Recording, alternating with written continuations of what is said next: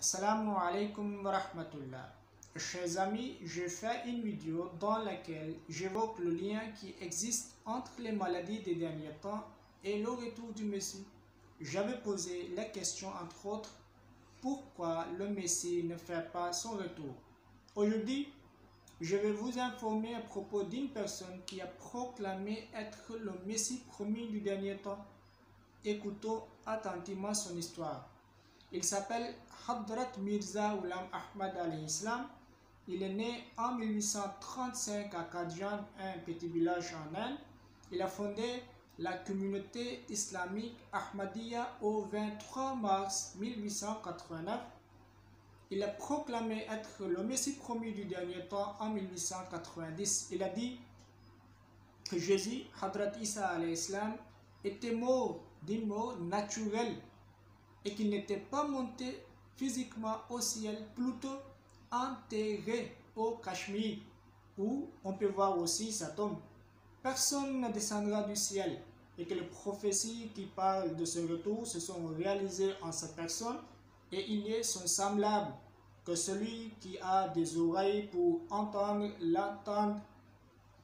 Et il a dit à la page 40 de La défense contre le fléau est le moyen d'identifier les élus de Dieu, et je le cite: quant à moi, je jure au nom de Dieu que je suis le Messie promis, celui dont l'avènement avait été prédit par les prophètes.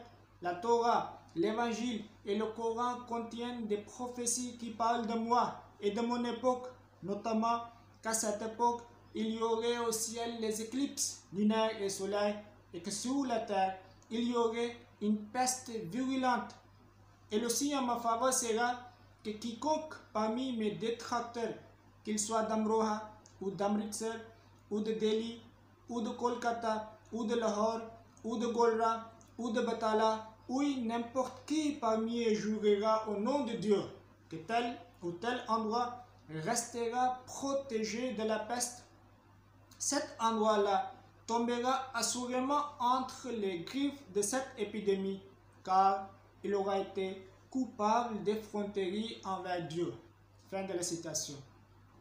Il a aussi dit à la page 60 de Triomphe de l'Islam, et je le cite: je suis la forteresse imprenable de cette époque.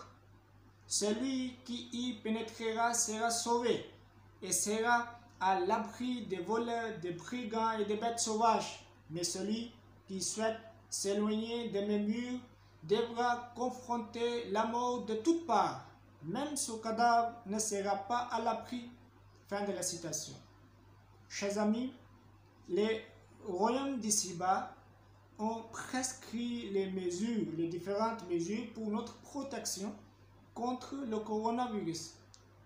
Certainement, il mérite notre gratitude.